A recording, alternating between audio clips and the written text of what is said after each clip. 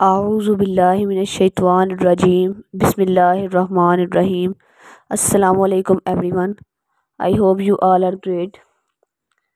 Students, today the topic is effect of temperature on the solubility of solutes. First of all हम ये देखेंगे कि solute क्या, solubility क्या है और इसका टेम्परेचर पर इफ़ेक्ट क्या है. So students, in this video we will explore about the temperature's effect on the solubility of solute. Let's take an example that have you ever noticed that sugar dissolve faster in hot water than others might not. यानी कि अगर कभी आपने देखा कि sugar को हम अगर मतलब कि हमारे पास सॉल्वेंट है वाटर, उसमें हम सोल्यूट शुगर ऐड करते हैं, तो अगर हम ठंडा पानी कभी आपने देखा कि आप कोई भी पानी बना रहे हैं तो आपने उसमें ठंडा पानी आप नहीं डालते, टैप वाटर डालते हैं ताकि वो जो है शुगर जल्दी से डिज़ोल्व हो जाए, है ना. हम ठंडे पानी से ठंडा पानी नहीं उसमें डालते कि उससे जो है शुगर टाइम लेती है डिज़ोल्व होने में. ऐसा ही यहाँ पर है कि effect of temperature on the solubility of solute. First of all solubility क्या है. This solubility of solute is the amount of solute which can dissolve in 100 gram of a solvent at a particular temperature. Solute की जो solubility है is the amount of solute, यानी कि solubility of a solute क्या है. Amount of solute की वो मिकदार which can dissolve in 100 gram of a solvent at a particular temperature, यानी कि एक ख़ास टेम्परेचर पर, एक ख़ास दर्जा हरारत पर जो 100 gram of a solvent, let's suppose हम वाटर की बात करते हैं, तो बेसिकली क्या होगा. सोल्यूट क्या है. सोल्यूट की सोल्युबिलिटी किस चीज़ को कहते हैं.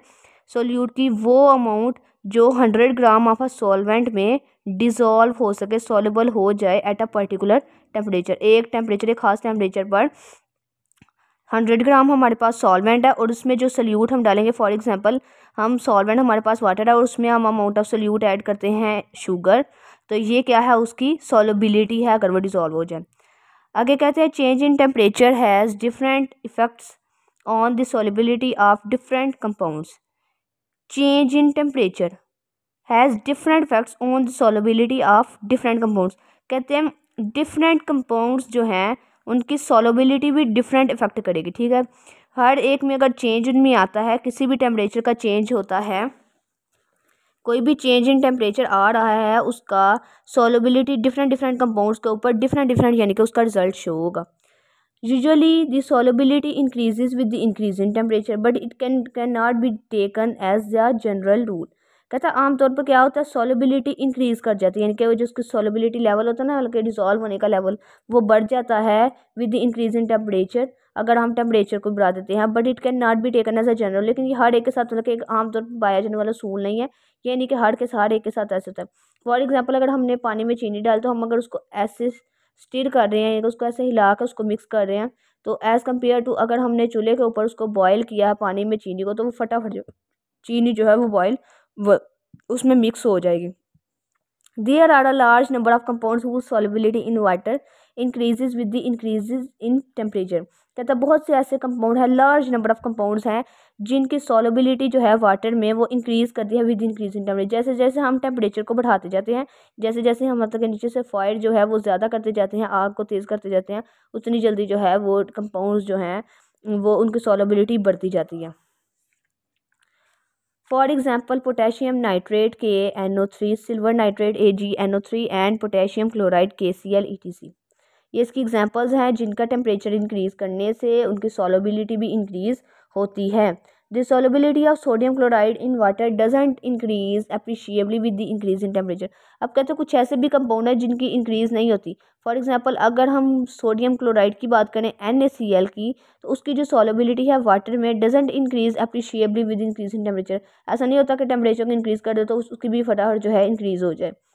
The solubility of compounds like lithium carbonate Li2CO3 and calcium carbonate, calcium means calcium Ca chromate CrO4 decrease with the increase in temperature. अब कुछ कंपाउंड्स ऐसे हैं, कुछ कंपाउंड्स पहले ऐसे थे जिनका हमने टेम्परेचर इंक्रीज़ किया, उनकी सॉलिबिलिटी भी बढ़ गई, ठीक है। कुछ कंपाउंड्स ऐसे थे जिनका टेम्परेचर इंक्रीज़ करने से उस पर इतना ज़्यादा फ़र्क नहीं पड़ा, उनका जो सॉलिबिलिटी इंक्रीज़ नहीं हुई। अब कुछ कंपाउंड्स ऐसे हैं, for example lithium carbonate and calcium carbonate decreases, वो अब जब हम टेम्परेचर बढ़ाते हैं तो वो डिक्रीज़ होना शुरू हो जाता है, ठीक है। सॉलिबिलिटी बढ़ती नहीं बल्कि कम हो जाती है। The solubility of gases in water also decreases with the increase in temperature.